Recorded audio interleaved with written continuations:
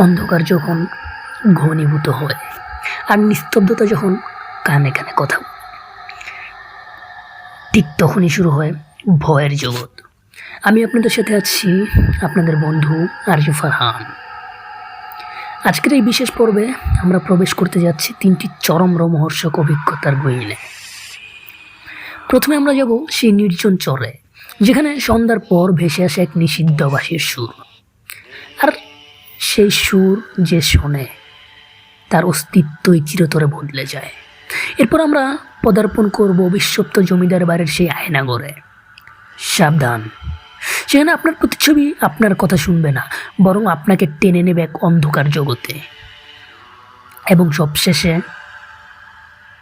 আমরা শুনব সেই রহস্যময় লাইব্রেরির গল্প, যেখানে একটি লাল মলাটের বই আপনার জীবনের শেষ গল্পটি লিখে ফেলতে পারে। শুনতে থাকুন, চোখ কান খোলা রাখুন, কারণ ভয় আপনার একদম পাশেই দাঁড়িয়ে আছে। আপনাদের জীবনে ঘটে যাওয়া কোনো অতিপ্রাকৃত বা রহস্যময় ঘটনা যদি আমাদের সাথে শেয়ার করতে চান, তবে আজই লিখে পাঠান আমাদের ফেসবুক পেজে। আমাদের দুটি অফিসিয়াল পেজ হলো আরজু ফারহান 8 এবং আরজু জীবন। এছাড়াও চাইলে আমাকে সরাসরি ইমেল করতে পারেন মুশফিকুর ফারহানস ফ্যান @mushfikurfarhansfan111@gmail.com ঠিকানা।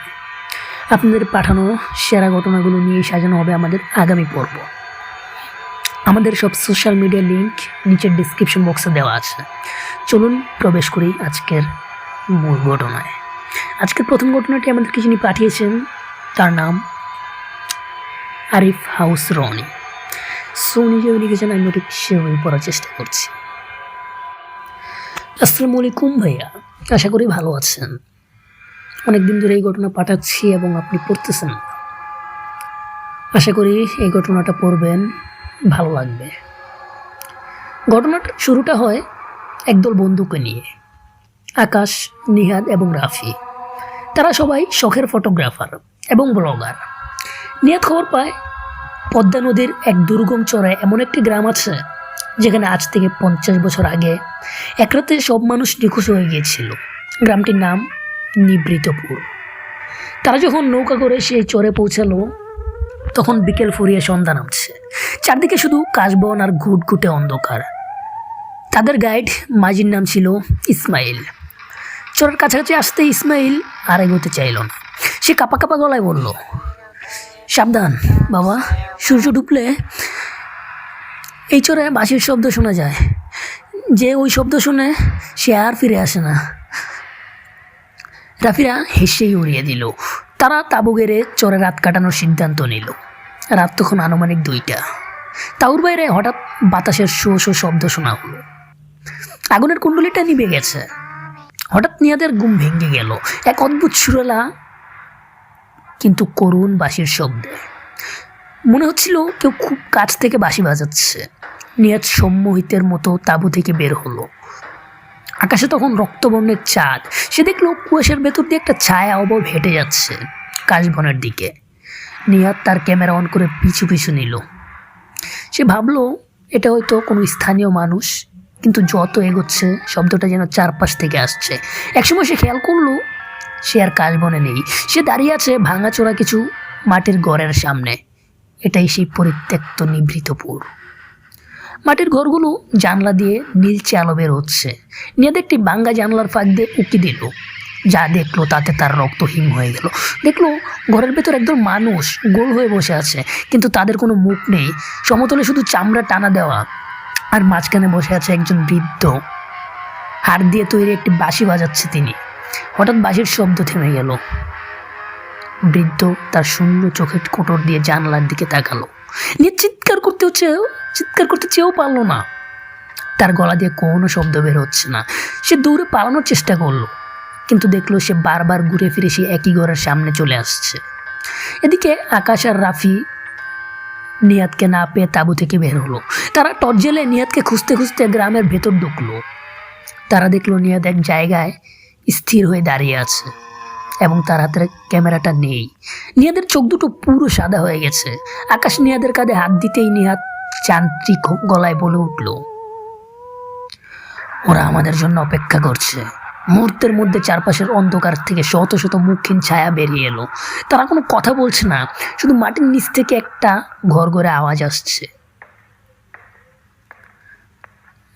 ঘটনার এই পর্যায়ে জানা যায় এই গ্রামের মানুষজন আসলে মারা যায়নি, তারা এক তান্ত্রিকের বলি হয়েছিল, যে অমরত্বের লাভের লোভে পুরো গ্রামের মানুষের শব্দ এবং চেহারা কেড়ে নিয়েছিল। এখন তারা নতুন মানুষের শরীর খুঁজে তাদের আত্মা মুক্তি দেওয়ার জন্য। আকাশের রাফি কোনো মতে নিহাতকে টেনে নিয়ে নৌকার দিকে দৌড়াতে শুরু করলো, কিন্তু নদীর পানি তখন ফুটন্ত তেলের মতো টকবক করছে। সেই মাঝি ইসমাইলকে দেখা যাচ্ছে না। দূরে সে বৃদ্ধ তান্ত্রিক দাঁড়িয়ে আবার বাঁশি বাজাতে শুরু করেছে। বাঁশির প্রতিটা সুরের সাথে সাথে আকাশের মনে হতে লাগলো তার শরীর অবশ হয়ে আসছে, তার হাত পায়ের নখগুলো একা একাই উপড়ে যাচ্ছে। সে দেখলো রাফির মুখটা ধীরে ধীরে মুছে যাচ্ছে, সেখানে শুধু মসৃণ চামড়া গজিয়ে উঠছে। পরদিন সকালে জেলেরা সেই চড়াইয়ে শুধু একটা ভাঙ্গা ক্যামেরা আর 3টা খালি তাঁবু পায়।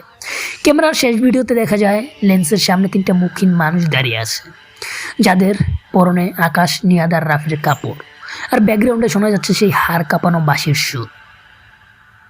এবং গ্রামবাসী এই ক্যামেরাটা থেকেই এই ঘটনাটা উদ্ধার করে, এবং আমি এই ঘটনাটা এই গ্রামবাসীর কাছ থেকে কালেক্ট করেছি। আশা করি পড়ে শোনাবেন ভাই। আসসালামু আলাইকুম। ওয়ালাইকুম আসসালাম। আমরা যাব আমাদের পরবর্তী ঘটনায়। পরবর্তী ঘটনাটি আমাদেরকে যিনি পাঠিয়েছেন তার আইডির নাম হচ্ছে তাসনুবা আফরিন। সো উনি যেভাবে লিখেছেন আমিও ঠিক সেভাবে পড়ার চেষ্টা করছি। আসসালামু আলাইকুম ভাইয়া, আমি তাসনুবা। গল্পটি যার সাথে ঘটনাটি যার সাথে ঘটেছে তার নাম অয়ন, একজন আরবান এক্সপ্লোরার এবং ইতিহাসবিদ। তার কাছে হঠাৎ একটি বেনামের চিঠি আসে, যেখানে পাবনার এক দুর্গম গ্রামের ভেতর লুকিয়ে থাকা চৌধুরী ম্যানশন সম্পর্কে বলা হয়।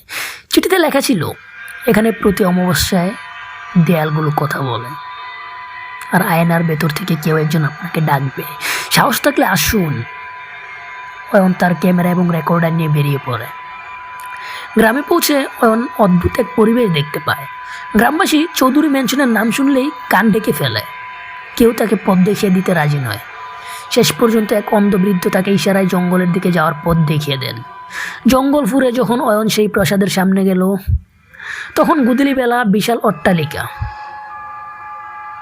লাল পাতায় ঢাকা, কিন্তু অদ্ভুতভাবে এর জানলাগুলো ঝকঝকে পরিষ্কার। অয়ন প্রাসাদের ভেতরে ঢুকতেই দেখলো এক বিশাল হল রুম দেখতে পেল। হলরুমের চারদিকে বিশাল আকার সব আয়না লাগানো, প্রতিটি আয়না সোনার ফ্রেমে বাঁধানো। সে রাতে অয়ন প্রাসাদের দোতলায় একটি ঘরে তাঁবু গাড়ল। মাঝরাতে হঠাৎ তার ডিজিটাল ভয়েস রেকর্ডারটি নিজে নিজেই অন হয়ে গেল। রেকর্ডারে শোনা যাচ্ছিল ছোট বাচ্চার হাসির শব্দ আর পায়ের আওয়াজ। অয়ন টর্চ নিয়ে বের হয়ে দেখল হলরুমে সেই আয়নাগুলোর ভেতরে আবছা কিছু একটা নড়াচড়া করছে। সে যখন একটি আয়নার সামনে দাঁড়ালো, দেখলো তার প্রতিচ্ছবি তার সাথে নড়ছে না। অয়ন স্থির হয়ে দাঁড়িয়ে আছে এবং তার চোখে মুখে এক পৈশাচিক হাসি। অয়ন পরদিন প্রাসাদের পুরনো লাইব্রেরিতে গিয়ে কিছু ডায়েরি খুঁজে পায়। সেখান থেকে সে জানতে পারে এই বংশের শেষ জমিদার প্রতাপ চৌধুরীর কথা। সে জানতে পারে প্রতাপ চৌধুরী বিশ্বাস করতেন আয়নার ভেতরে মানুষের আত্মা বন্দি করে রাখলে অমর হওয়া যায়। তিনি তার নিজের স্ত্রী এবং সন্তানদের একে একে সেই আয়নাঘরে বলি দিয়েছিলেন, কিন্তু শেষ পর্যন্ত আয়নার ভেতর থেকে বেরিয়ে আসা এক ছায়া তাকেই শ্বাসরোধ করে হত্যা করে। তখন থেকে এই বাড়িটি রক্তখেকো বাড়ি নামে পরিচিত। রাত বাড়ার সাথে সাথে বাড়ির আবহাওয়া পাল্টে যেতে লাগলো। দেয়াল থেকে রক্ত চুইয়ে পড়তে শুরু করলো। তখন দেখলো হলরুমের সবগুলো আয়না থেকে একের পর এক ছায়ামূর্তি বেরিয়ে আসছে। তাদের কোনো অবয়ব নেই, শুধু কুয়াশার মতো কালো আকার। হঠাৎ অয়ন দেখলো তার সামনে একটা বিশাল আয়না, যার ভেতর তার মৃত মা দাঁড়িয়ে আছেন। তার মা তাকে আয়নার ভেতর থেকে ডাকছেন। অয়ন সম্মোহিতের মতো আয়নার দিকে এগোতে লাগলো। ঠিক যখন সে আয়নায় স্পর্শ করতে যাবে, তখন সে খেয়াল করলো আয়নার ভেতর থাকা মায়ের হাতগুলো আসলে পচা গলার হাড়ের মতো। সে চিৎকার দিয়ে পিছিয়ে এলো। পিছিয়ে আসতেই পুরো হলরুমের আয়নাগুলো একসাথে ফেটে যেতে শুরু করলো। কাঁচের টুকরোগুলো বাতাসে ভাসছে এবং আয়নায় অয়নের দিকে তীরের মতো ধেয়ে আসছে। অয়ন দৌড়ে সদর দরজার কাছে পৌঁছালো, কিন্তু দরজা বাইরে থেকে বন্ধ। সে দেখলো মেঝেতে পড়ে থাকা প্রতিটা কাচের টুকরোতে তার নিজের প্রতিচ্ছবি তাকে বিদ্রুপ করছে। হঠাৎ বিশাল এক অদৃশ্য শক্তি তাকে টেনে নিয়ে গেল সেই সবচেয়ে বড় আয়নাটির সামনে। পরদিন সকালে গ্রামের লোকজন দেখে প্রাসাদের সদর দরজা খোলা, কিন্তু ভেতরে কেউ নেই। শুধু হলরুমের মাঝখানে একটি নতুন আয়না যুক্ত হয়েছে। সেই আয়নার ভেতর অয়নকে দেখা যাচ্ছে। সে চিৎকার করছে, কাচের ওপর হাত দিতে, কিন্তু বাইরে কোনো শব্দ আসছে না। অয়নের ক্যামেরাটা মেঝেতে পড়েছিল, যাতে শেষ রেকর্ড করা শব্দ ছিল, আমি বের হতে পারছি না, ওরা আমাকে আটকে ফেলেছে। আসসালামু আলাইকুম ভাইয়া, আশা করি ভালো আছেন। ঘটনাটা যদি পড়েন তাহলে আমি খুশি হব। আপনার কণ্ঠে ঘটনাটা শুনতে চাই, এবং আপনার ঘটনাটা আমি পড়ে দিলাম। এবং আমরা যেতে চাই আমাদের পরবর্তী ঘটনায়। পরবর্তী ঘটনাটি আমাদেরকে যিনি পাঠিয়েছেন তার আইডির নামটি হচ্ছে সৃষ্টি কুমারী। সো নিজে লিখেছেন, আমি সে হয়ে পড়ার চেষ্টা করছি। কেমন আছেন ভাইয়া? আশা করি ভালো আছেন। আপনার কণ্ঠে ঘটনাগুলো শুনতে খুবই ভালো লাগে, আর আমরা ভয় পেতে ভালোবাসি, তাই আপনার শোটা শুনি। যদি ভালো লাগে ঘটনাটা পড়ে শোনাবেন। ঘটনাটি যার সাথে ঘটেছে তার নাম সাফায়েত। সে একজন ফ্রিল্যান্স লেখক। অনেকদিন ধরে টাকার সমস্যায় ভুগতে থাকা সাফায়েত একদিন খবরের কাগজে একটি অদ্ভুত বিজ্ঞাপন দেখে। ঢাকার অদূরে এক নিভৃত গ্রামে একটি বিশাল ব্যক্তিগত লাইব্রেরির জন্য একজন ক্যাটালগ রাইটার প্রয়োজন। বেতন আকাশচুম্বী, কিন্তু শর্ত একটাই, কাজটি করতে হবে রাত 10টা থেকে ভোর 4টা পর্যন্ত, এবং প্রতিদিন ডায়েরিতে নিজের মানসিক অবস্থার বিবরণ লিখে রাখতে হবে। সাফায়াত সেই ঠিকানায় পৌঁছালো। বাড়িটির নাম ছায়ানীর। বিশাল পুরনো আমলের ভিক্টোরিয়ান প্যাটার্নের বাড়ি। মালিক একজন অত্যন্ত কৃশ এবং রহস্যময় বৃদ্ধ, যার নাম আরশাদ সাহেব। তিনি সাফায়াতকে শুধু একটি কথা বললেন, বইগুলো সাজাবেন, কিন্তু কখনোই লাল মলাটের কোনো বই খুলবেন না, আর যাই হোক রাত 3টার পর আয়নার দিকে তাকাবেন না। লাইব্রেরিটা ছিল মাটির নিচে, বেসমেন্টে। হাজার হাজার পুরনো বই, যার অনেকগুলোই মানুষের চামড়া দিয়ে বাঁধানো বলে মনে হয়। প্রথম কয়েক রাত ঠিকঠাক কাটলো, কিন্তু চতুর্থ রাতে সাফায়েত এক অদ্ভুত ঘ্রাণ পেতে শুরু করলো। পচা মাংসের সাথে পুরনো কাগজের মিশ্রণ। সে খেয়াল করলো প্রতি রাতে সে যখন বই সাজায়, কোনো একটি অদৃশ্য শক্তি তার পেছনে দাঁড়িয়ে থাকে। সে যখনই পেছনে তাকায় কাউকে দেখতে পায় না, শুধু বইয়ের তাকের ফাঁক দিয়ে একজোড়া জলজলে হলুদ চোখ তাকে পর্যবেক্ষণ করে। দশম রাতে কৌতূহলের বশবর্তী হয়ে সাফায়েত একটি লাল মলাটের বই খুলে ফেলে। বইটিতে কোনো লেখা নেই, শুধু কিছু মানুষের স্কেচ আঁকা। আশ্চর্যের বিষয় হলো স্কেচগুলো হুবহু সাফায়েতের মতো দেখতে। ছবিটিতে দেখা যাচ্ছে সাফায়েত লাইব্রেরিতে বসে আছে। পরের পাতায় সে চিৎকার করছে, আর তার পরের পাতায় তার শরীরটা লাইব্রেরির মেঝেতে পড়ে আছে, কিন্তু তার মাথা নেই। ভয়ে সাফায়েত লাইব্রেরি থেকে বের হওয়ার চেষ্টা করলো, কিন্তু সিঁড়ি দিয়ে ওপরে উঠে সে দেখলো আবার সেই লাইব্রেরিতে ফিরে এসছে। কোনো এক জাদুকরি লুপে সে আটকে গেছে। ঘড়িতে তখন রাত 3টা বাজে। আরশাদ সাহেব নিষেধ থাকা সত্ত্বেও দেয়ালে থাকা সেই বিশাল এক পুরনো আয়নার সামনে গিয়ে দাঁড়ালো। আয়নায় তাকিয়ে সাফায়েত যা দেখলো তাতে তার আত্মা শুকিয়ে গেল। আয়নার ভেতর সে একা নয়, তার পেছনে দাঁড়িয়ে আছে আরশাদ সাহেব, কিন্তু তার মুখটা মানুষের মতো নয়, সেটা একটা পচা করটি। আরশাদ সাহেব তার কানে কানে ফিসফিস করে বললেন, আমি গত 10 বছর ধরে তোমার জন্য অপেক্ষা করছি সাফায়েত। এই লাইব্রেরির বইগুলো আসলে মানুষের গল্প নয়, এগুলো তাদের আত্মা। যারা এখানে কাজ করতে আসে তারাই এই লাইব্রেরির পরবর্তী বই হয়ে যায়। সাফায়েত দেখলো নিজের শরীরটা ধীরে ধীরে স্বচ্ছ হয়ে যাচ্ছে, হাতের চামড়াগুলো কাগজের মতো পাতলা হয়ে যাচ্ছে। সে বুঝতে পারলো সে নিজেও এখন একটি লাল মলাটের বইতে রূপান্তরিত হতে চলেছে। ভোর 4টা আজান পড়ার সাথে সাথে সব নিস্তব্ধ হয়ে গেল। পরের দিন সকালে পুলিশ সেই বাড়িতে অভিযান চালায়, কারণ স্থানীয়রা পচা গন্ধ পাচ্ছিল। পুলিশ গিয়ে দেখলো বাড়িটি গত 20 বছর ধরে পরিত্যক্ত। সেখানে আরশাদ সাহেব নামে কেউ বেঁচে নেই। তল্লাশি চালানোর সময় তারা মাটির নিচ থেকে সেই লাইব্রেরি খুঁজে পায়। সেখানে ধুলোমাখা হাজার হাজার বইয়ের মাঝে একটি একদম নতুন লাল মলাটের বই পাওয়া গেল।